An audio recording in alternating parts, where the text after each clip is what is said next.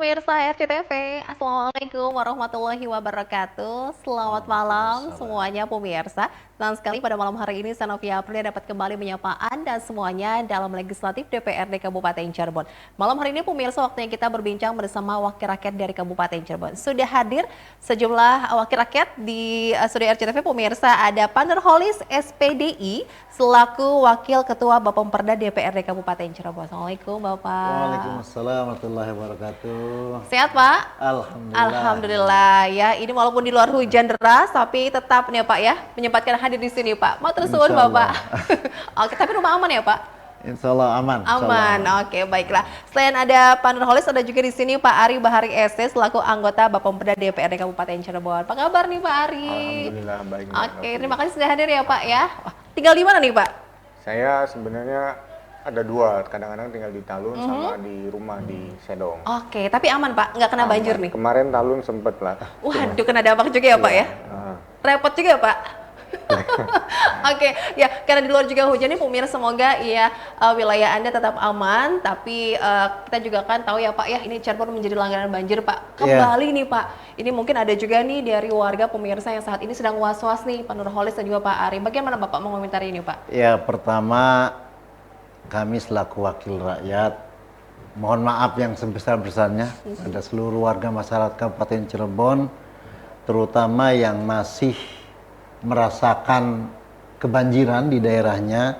Tentu ini kita wakil rakyat bersama-sama dengan Pemda sudah berupaya semaksimal mungkin, tapi dalam kenyataannya masih saja banjir itu ada, dan saya pikir ini merupakan kehilapan kita semua.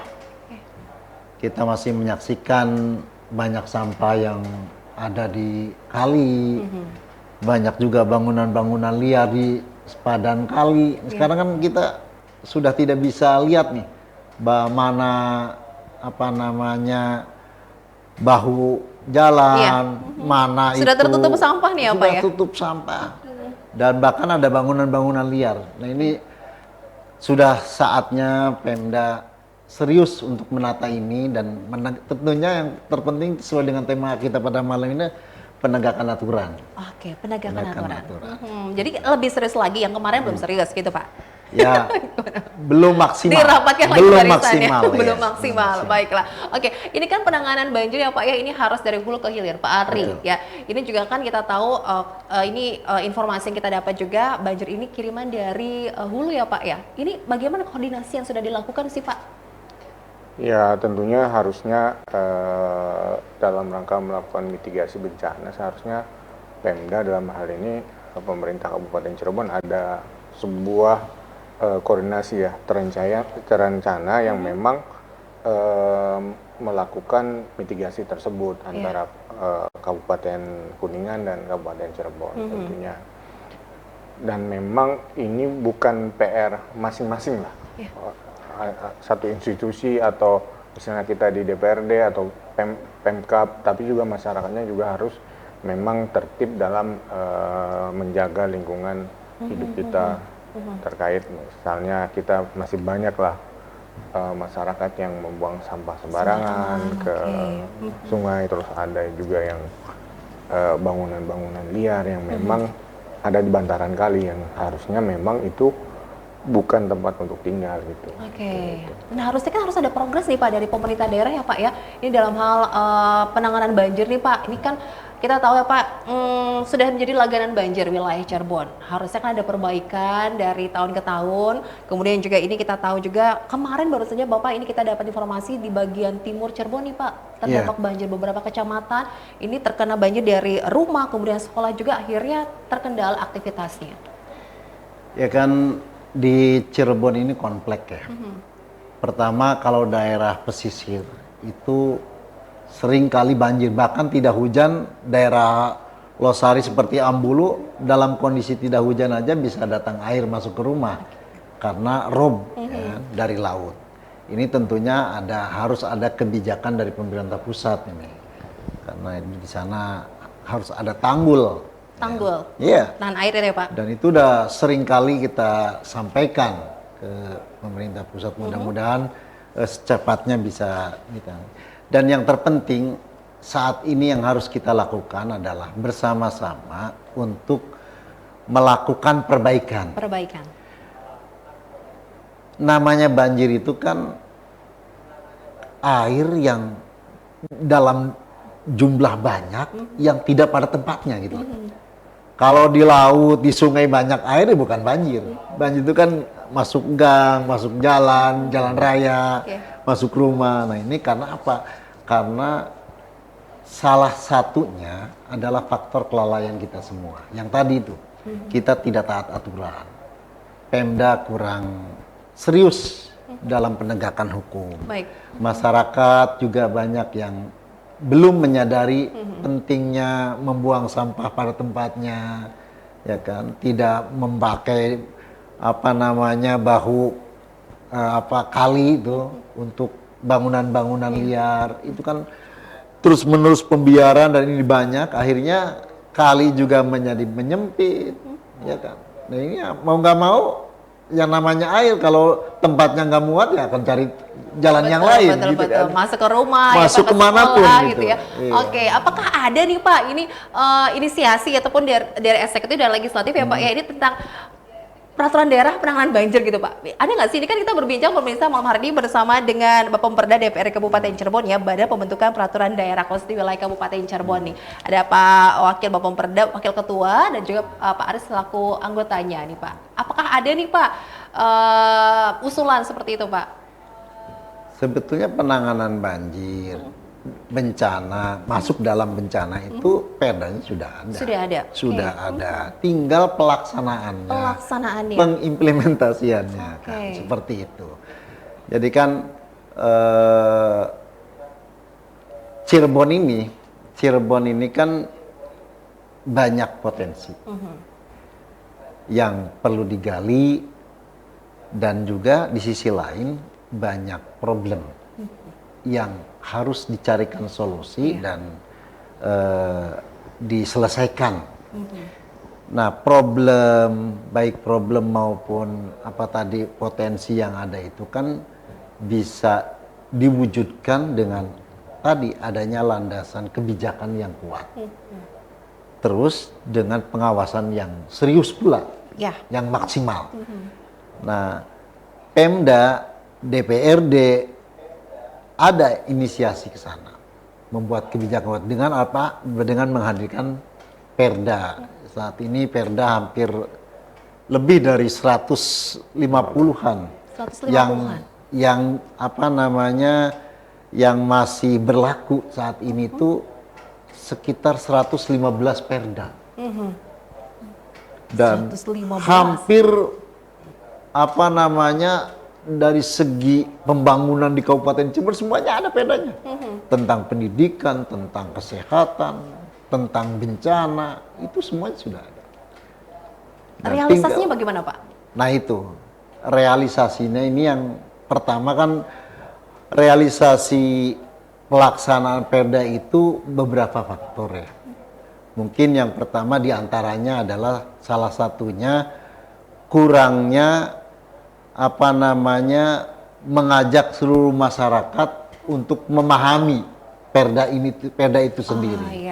Kurang sosialisasi sehingga masyarakat kurang paham tentang perda yang ada dan juga apa sih manfaat perda itu sendiri. Maksudnya tidak efektif dong Pak. Pak Ari komentarnya bagaimana Pak dengan adanya ratusan perda di wilayah Kabupaten Cirebon tapi tidak berjalan dengan efektif Pak? Ya memang sebenarnya kan di kabupaten itu ada namanya Satpol PP. Satpol PP ini kan tugasnya menegakkan perda ini.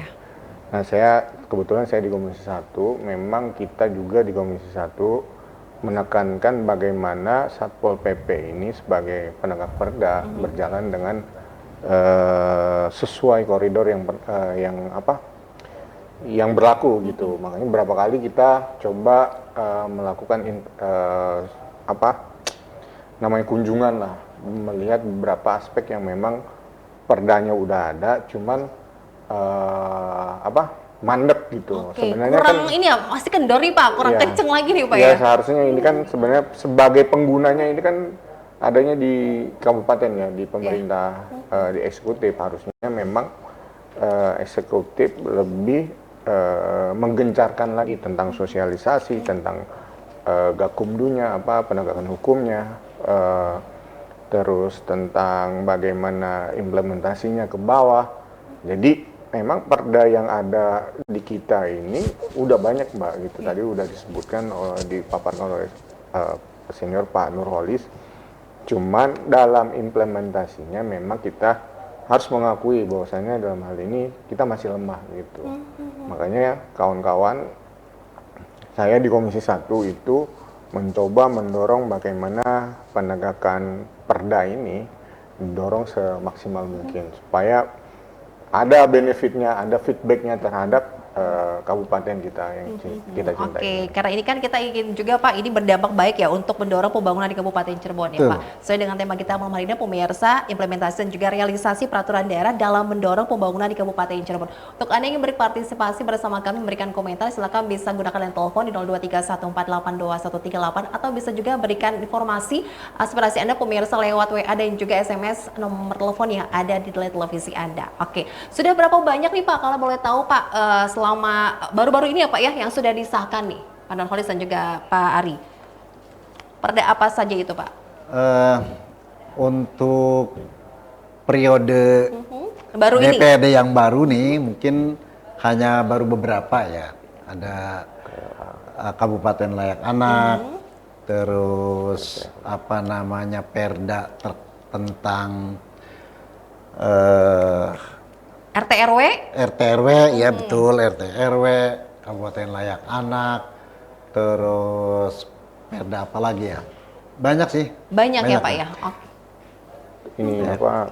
Kalau yang Kawasan tanpa rokok itu belum ya Pak ya? kawasan tanpa rokok masuk dalam program perda tahun 2025 ini dan apa namanya belum dibahas. Belum dibahas. Belum dibahas, Padahal tapi itu sudah lumayan masuk lama juga ya, Pak, sudah ya? masuk ke program perda.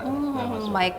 Oke, ini saya ingin singgung nih Pak ya. Ini kan sudah ada beberapa yang sudah disahkan. Bagaimana nih sejauh ini Bapak untuk implementasi ataupun realisasi di lapangannya? Kita akan tahan dulu Pak Nurholis dan juga Pak Ari. Kita akan lanjutkan pemirsa usai jeda pariwara berikut. Tetaplah bersama kami di Legislatif DPRD Kabupaten Cirebon.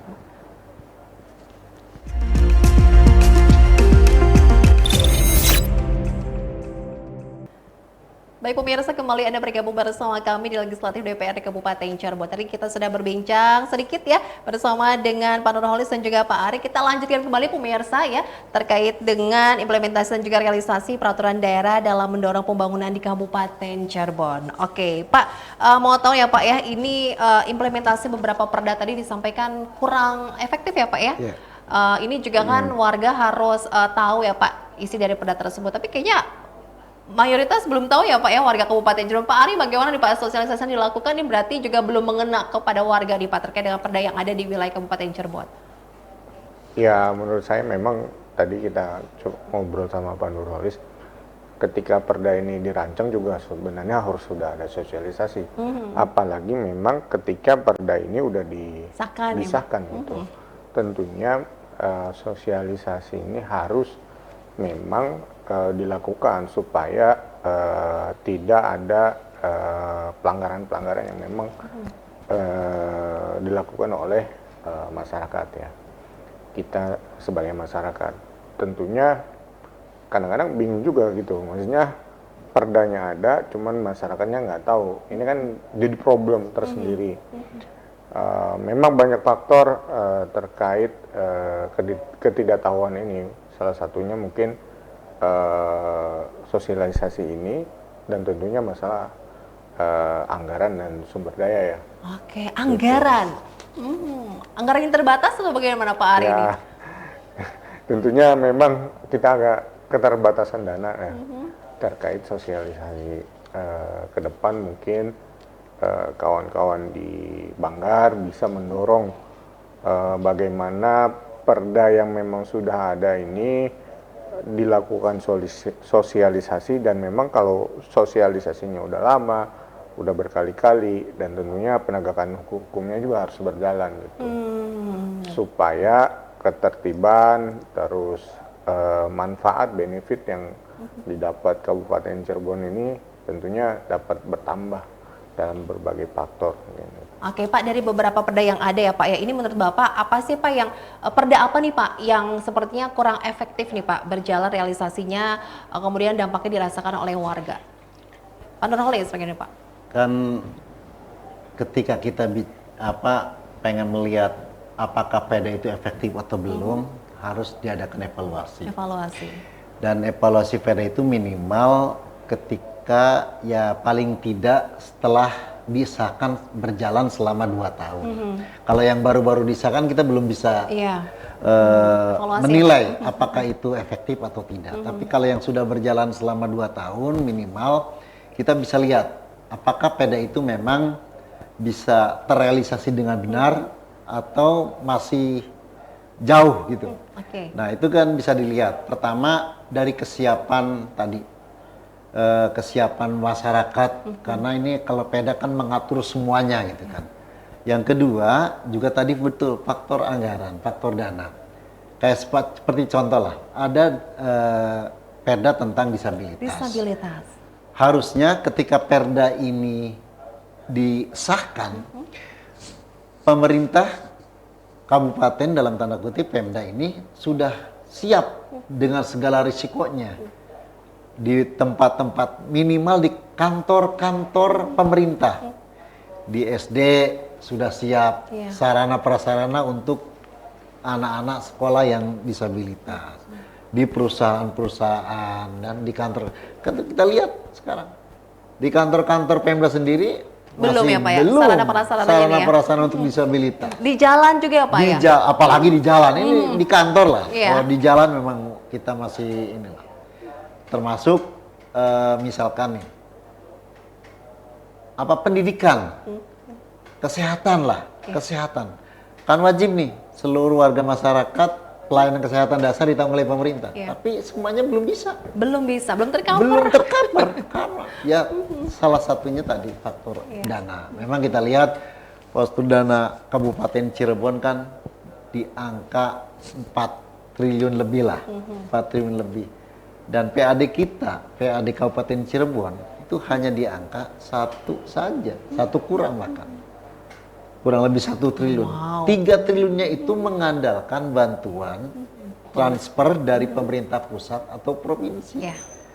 Jadi ya memang kalau dilihat dari segi kemampuan anggaran kita ya termasuk masih belum bisa maksimal untuk mengimplementasikan, merealisasikan perda yang ada di Kabupaten Cirebon. Oke, berarti ini terbantu dengan anggaran ya Pak ya? Lagi-lagi soal anggaran, Pak, kayaknya klise nggak sih Pak? Atau memang kita butuh anggaran itu untuk bisa melakukan kegiatan-kegiatan ataupun realisasikannya begitu Pak? Ya itu salah satu faktornya memang begitu, salah satu faktor. Tapi juga kita tidak boleh juga beralasan karena anggaran terus mandek perda tidak bisa dilaksanakan. Tetap kita semaksimal mungkin ingin agar perda ini terlaksanakan, bisa direalisasikan, implementasi berjalan di masyarakat. Di sisi lain juga ketika kita merencanakan sebuah perda tentunya sih sudah menghitung-hitung nih apa mungkin ini bisa dilaksanakan atau tidak. Oke, harusnya sudah sudah terencana dengan baik ya Pak? Terencana dengan baik, Oh, baik walaupun belum maksimal belum ya. maksimal. Oke, baiklah. Pak, kabar ini perda RT RW bagaimana nih Pak? Pak Ari, gimana nih Pak Ari? Ya kalau Kan sudah disahkan nih Pak Ari. ya memang udah disahkan Mbak. Kita juga nggak bisa ngejas atau bagaimana jalannya perda ini karena akhir tahun kemarin yang baru disahkan itu. Jadi kita tunggulah selama 1 tahun atau kalau kata Pak Nurholis 2 tahun ke depan 2 tahun ya. sejauh mana efektivitas terkait perda RT RW. Selalu ada perubahan-perubahan ya Pak ya setiap tahun itu ya Pak? Setiap tahun. Oke, ini kan kemarin baru disahkan. Sudah ini Pak, sosialisasi atau bagaimana progresnya nih Pak RT RW kita? Kan perda RT RW itu mengatur tentang tata ruang wilayah. Ya. Mana daerah industri, mana daerah wisata. Harapannya dengan perda itu bisa mengatur dengan tertib penempatan di wilayah Kabupaten Cirebon. Jadi ketika misalkan investor ingin mengembangkan usahanya, dia akan melirik ke daerah industri seperti itu. Harapannya ini sudah bisa berjalan, harapannya ya. Dan tentu kita di DPRD memiliki tugas untuk melakukan pengawasan yang maksimal tentunya, agar perda ini juga bisa terrealisasikan dengan baik dan benar.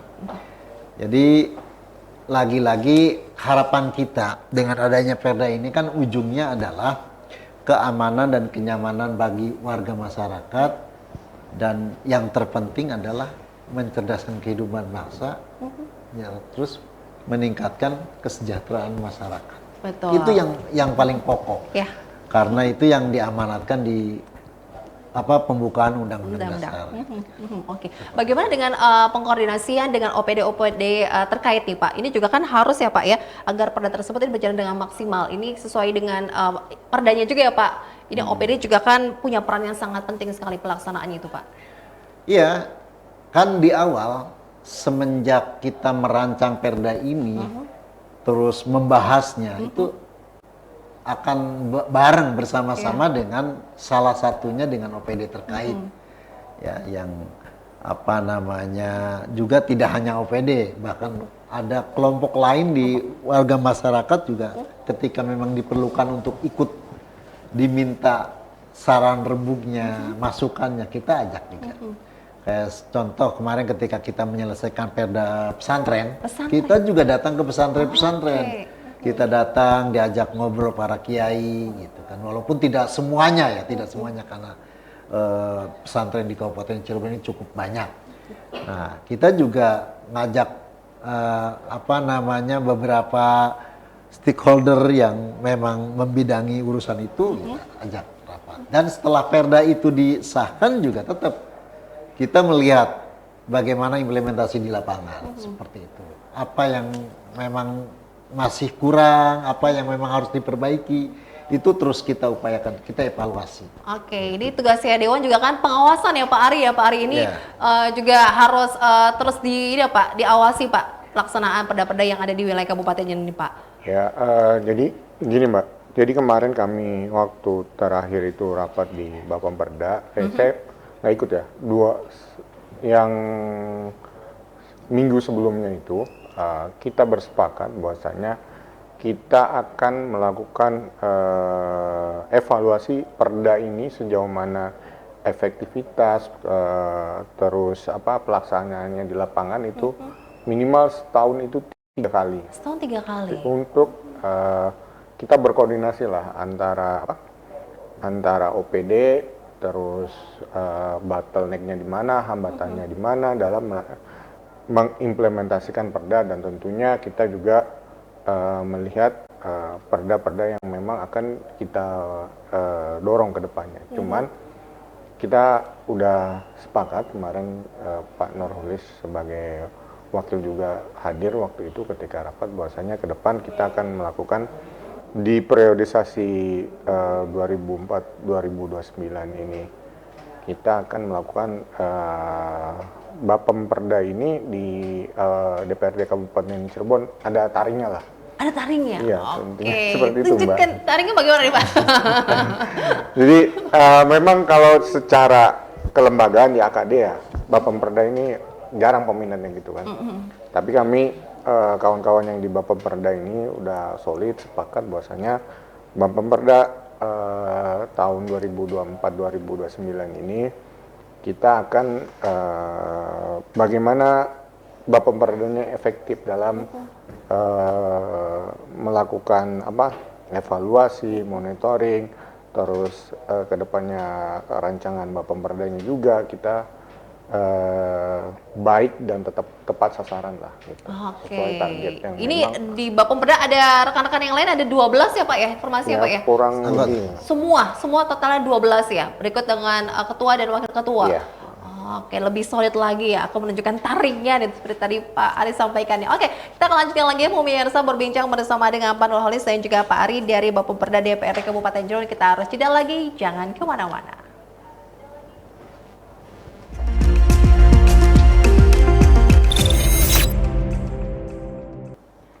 Baik pemirsa, kita buka kesempatan untuk Anda yang bergabung bersama kami dalam Legislatif DPRD Kabupaten Cirebon malam hari ini. Silakan bisa telepon langsung di 0231482138 atau bisa kirimkan lewat WA ataupun SMS untuk nomornya pemirsa ada di layar televisi Anda. Ada yang sudah berpartisipasi pemirsa untuk pembahasan kita malam hari ini terkait implementasi dan juga realisasi peraturan daerah dalam mendorong pembangunan di Kabupaten Cirebon. Kita simak pemirsa ya, ini ada yang bertanya warga Kabupaten Cirebon. Pak Dewa, selamat malam. Bang, nggak usah ngurusin perda aja, bikin mumet. Ini yang penting warga ini tidak kebanjiran, terus juga nggak ada sampah. Nah, ini gimana nih? Mangga bisa dikomentari. Pak Ari dulu, bagaimana Bapak nih? Pusing ngurusin perda ya, sedangkan di luar warga ini ada yang was-was nih Pak, soal banjir, sampah, dan lain-lainnya Pak. Ya memang, ya tupoksi kita memang itu kan pembuat undang-undang, Mbak. Ya, oke. Pembuat undang-undang, budgeting sama controlling. Tentunya ini nggak bisa lepas dari hak dan kewajiban kita melekat sebagai anggota dewan. Ya banjir ini juga tentunya lemahnya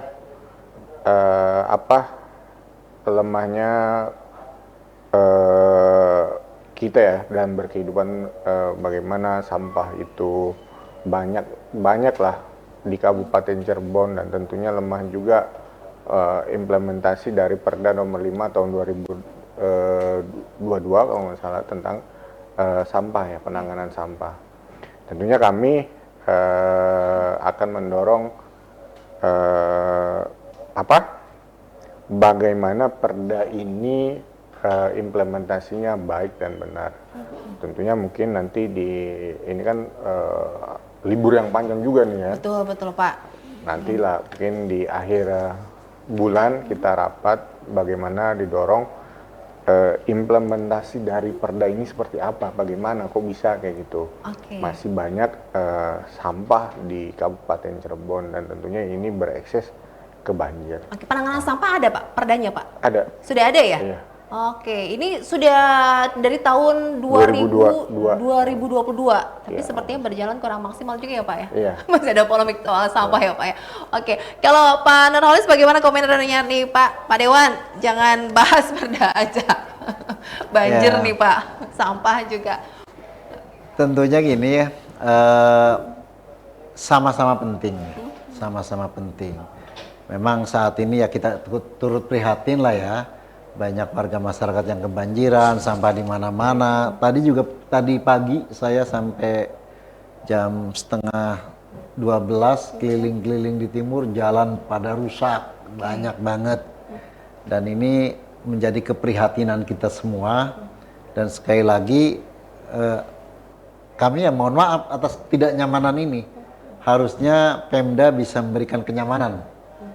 Karena melayani rakyat itu ya kewajiban kita, ya kan? Kewajiban kita setelah rakyat dipinta pajaknya, setelah rakyat memberikan mandatnya kepada kita, nah ini harus kita layani dengan baik dan benar. Sekali lagi urusan sampah, banjir ini termasuk infrastruktur jalan-jalan yang rusak ini memang problem Cirebon yang saat ini dan sudah bukan hanya sekarang, menaun ya Pak? Udah menaun ini dan kita berupaya sih sudah ya, berupaya terus-menerus dengan berbagai program, tapi ya mungkin masih belum maksimal lah, masih belum maksimal. Sekali lagi pertama ya karena keterbatasan anggaran kita. Kemarin di Musrenbang Kecamatan Losari, yang Musrenbang kita hadir di situ. Di Losari di Desa Ambulu sudah mendapatkan program pengelolaan sampah dari pusat. Dari pusat. Dan itu bisa mengelola sampah banyak gitu. Tidak cukup kalau sampah satu desa nggak bisa. Harus dari beberapa desa. Nah, kendalanya apa? Nggak punya angkutan. Terkendala armadanya nih, Pak. Armadanya. Ya kan? Terkendala armadanya. Dan pengadaan armada itu tidak cukup hanya membeli kendaraannya saja. Kita harus menyiapkan operasionalnya, menyiapkan sopirnya, ya kan? Tidak. Bahan bakar semua itu ya Pak ya disiapkan. Semuanya harus disiapkan. Dan sebetulnya kelihatannya sih gampang gitu, tapi ya lagi-lagi ini menjadi problem kita bersama. Baik. Jadi tidak ada cara lain. Kabupaten Cirebon pertama harus secepatnya bagaimana caranya menaikkan PAD kita, ya kan? PAD-nya besar, anggaran kita bertambah, dan mudah-mudahan pelayanan terhadap masyarakatnya jadi lebih maksimal. Oke, ini kan untuk penanganan sampah sudah ada ya Pak ya? Sudah ada. Dan ini masih ada gejolak nih Pak di masyarakat terkait dengan sampah yang kemarin juga kita tahu Pak, ini ada penutupan di TPA kita itu yang Iya. baru itu Pak. Jadi kan belum maksimal juga, atau bagaimana itu di luar dari apa yang sudah direncanakan itu Pak? Ya, perencanaannya sih matang Sudah ya. matang. Insya Allah matang. Ya cuman tadi ketika mau merealisasikan rencana itu, kadang ya lagi-lagi terbentur ke anggaran. Jadi tidak bisa maksimalnya. Kayak jalan. Jalan kita punya data, jalan yang rusak banyak banget gitu. Dan dihitung-hitung sudah. Cuman ketika mau diperbaiki semuanya, ya habis, nggak ada anggaran.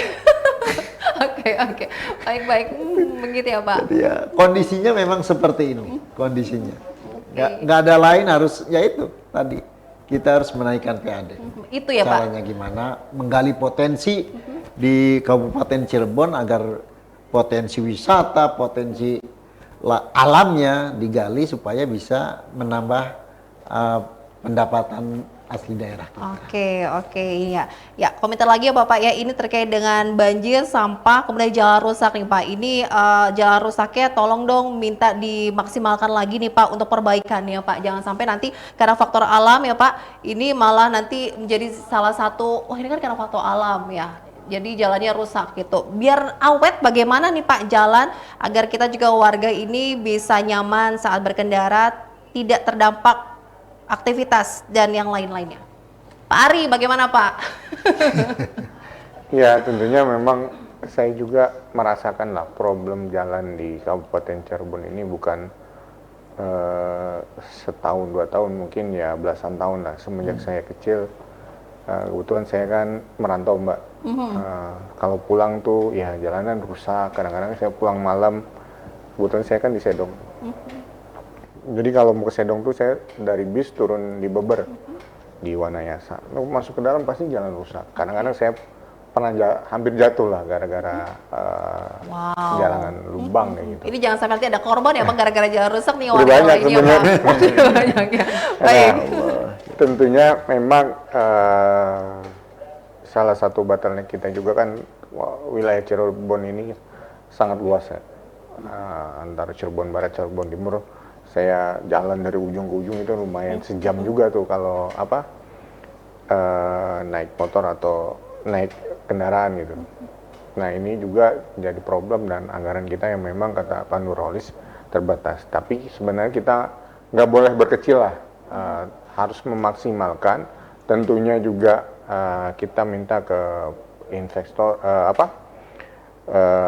inspektorat dalam melakukan pembangunan ini harus diawasi bagaimana harusnya jalan yang memang benar-benar dibangun itu sesuai dengan kuantitinya gitu. Misalnya harus ketebalannya 10 cm ya 10 cm, jangan sampai ada pengurangan. Itu juga harus benar-benar kita awasi dan kita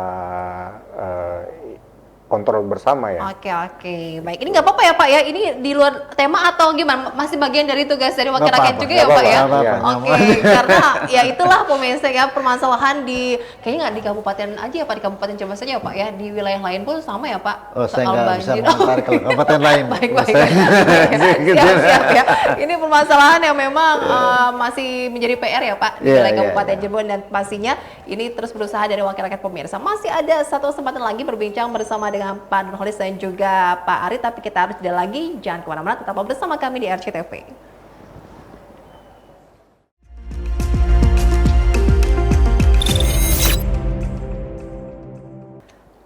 Kita Kita lanjutkan pemirsa obrolan kita bersama dengan Bapak Pemda DPRD Kabupaten Cirebon, ada Pak Nurholis dan juga Pak Ari Bahari ya Pak. Tadi disampaikan di awal bahwa sedang tahun ini ya Pak ya ada 19 nih yang akan Propemda ya. Lalu apa yang sedang difokuskan nih untuk waktu dekat ini Pak? Jadi yang ada 19 Propemda yang dari usulan DPRD maupun dari usulan Pemda ya. Ada 8 dari DPRD dan 11-nya dari Pemda. Tapi dari 19 itu ada yang sedang dibahas saat ini. Di antaranya ada Perda pengaruh utamaan gender, terus juga ada TJSL itu yang sedang dalam pembahasan. Dan ada juga yang belum dibahas seperti KTR.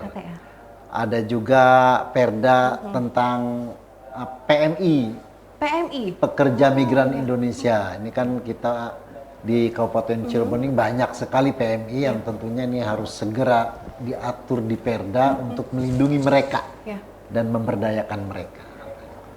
Yang paling prioritas apa dulu nih Pak, menurut Bapak? Pak Ari, apa nih Pak dari beberapa yang sedang dibahas itu Pak? TJSL, terus juga PMI dan lain-lainnya Pak? Sepertinya TJSL ini Mbak. TJSL, karena sedang dibahas juga ya Pak? Karena kita memandang bahwasanya di Cirebon ini banyak kawasan industri yang memang harus ada TJSL ini tentang CSR lah bahasa ininya. Ada sebuah kewajiban social responsibility terhadap masyarakat di lingkungan yang memang di situ ada pabrik, industri atau apa gitu. Jadi kami, kebetulan saya di Pansus 2 juga sedang mengebut lah bagaimana caranya TJSL ini dapat membantu terkait pembangunan di Kabupaten Cirebon sehingga tidak hanya bergantung hanya terhadap APBD saja gitu, ada tambahan-tambahan lain di luar APBD. Oke, ikut juga ya Pak ya, membantu ya, berkontribusi juga ya Pak ya, apalagi soal jalan dan lingkungan mungkin ya Pak yang terkena dampaknya nanti warga juga ya. Oke, itu targetnya kapan nih Pak? Masih pembahasan lama kah atau sudah ada nih sepertinya sebentar lagi dia akan disahkan Pak Ari? Harusnya tahun ini selesai. Tahun ini selesai. Oke. Dari tadi disampaikan oleh Pak Nurholis, apalagi nih Pak yang menurut Bapak seperti ini penting sekali untuk segera disahkan nih? Ya, tadi betul kata Pak Ari, yang TJSL itu sangat, kalau yang dibilang penting semuanya penting ya. Tapi yang sangat urgent saat ini ya TJSL itu harus segera disahkan dan kita sih berharap tidak nyampe sampai akhir tahun, di pertengahan tahun ini harapannya sudah bisa disahkan karena ternyata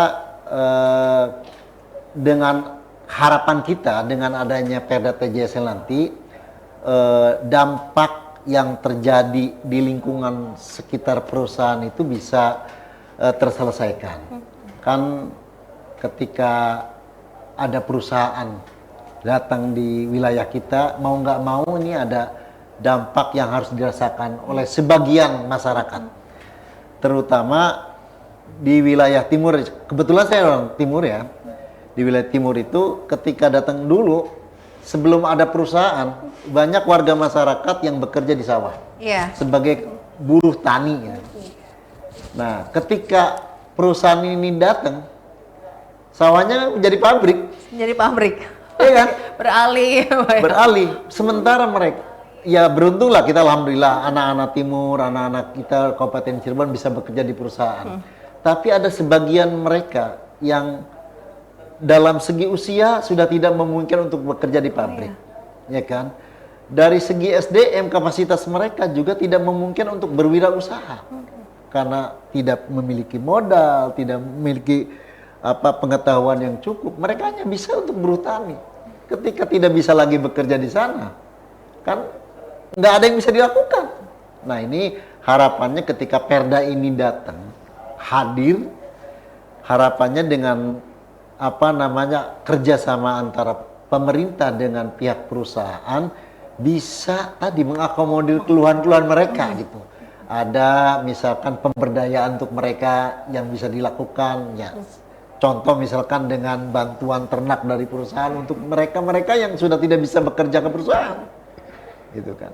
Atau tadi infrastruktur yang rusak, pihak perusahaan ikut andil bareng-bareng untuk memperbaiki, karena sedikit banyaknya dampak dari ada perusahaan itu ya gimana?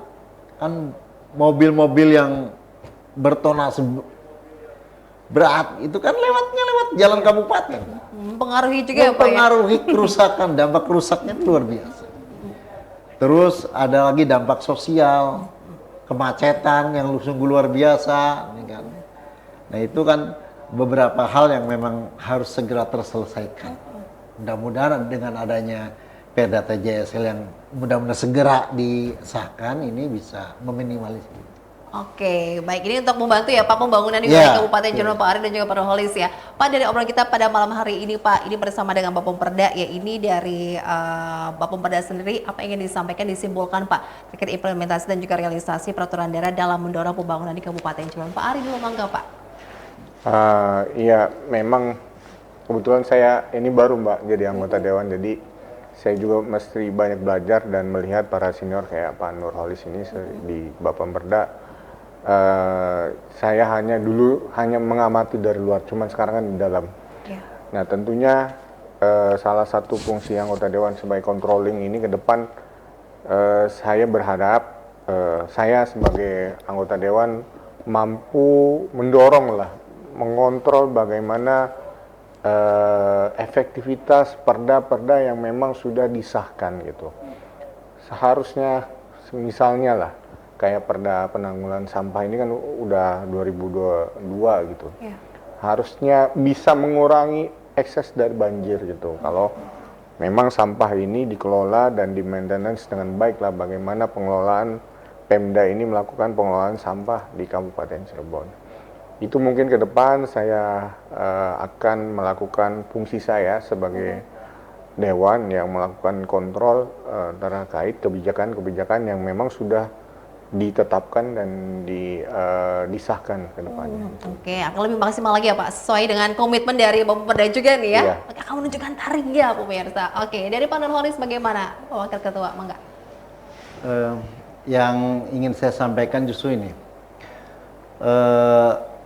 para founding father dulu ketika merdeka mereka memiliki cita-cita. Cita-cita. Ya kan, cita-cita kemerdekaan kita kan yaitu tadi mencerdaskan kehidupan bangsa, meningkatkan kesejahteraan umum. Harapannya apapun yang kita lakukan, termasuk ketika kita di pemegang kebijakan ini membentuk sebuah peraturan daerah, muaranya ke sana, membuat aturan yang dapat meningkatkan kesejahteraan masyarakat Kabupaten Cirebon tentunya. Jadi apapun perdanya, baik itu perda tentang pendidikan, kesehatan, harapan ini peraturan yang akan membuat nyaman warga masyarakat dan membuat masyarakat semakin lebih baik kesejahteraannya. Itu saja mungkin. Oke, apapun perdanya Pak ya, semoga apapun nanti berdampak baik ya untuk warga Kabupaten Cirebon khususnya ya. Oke, terima kasih banyak waktunya, penjelasannya Pak Nurholis dan juga Pak Ari ya. Semoga apa yang disampaikan bermanfaat khususnya untuk warga Kabupaten Cirebon terkait dengan apa yang dilakukan oleh wakil rakyat kita di Kabupaten Cirebon khususnya di Bapemperda ya Pak ya. Saya selalu Bapak, kita tunggu nanti update berikutnya ya dari wakil rakyat kita ya. Terima kasih juga untuk Anda yang sudah bergabung bersama kami. Kita harus pamit pemirsa, sampai jumpa. Wassalamualaikum warahmatullahi wabarakatuh. Waalaikumsalam warahmatullahi wabarakatuh.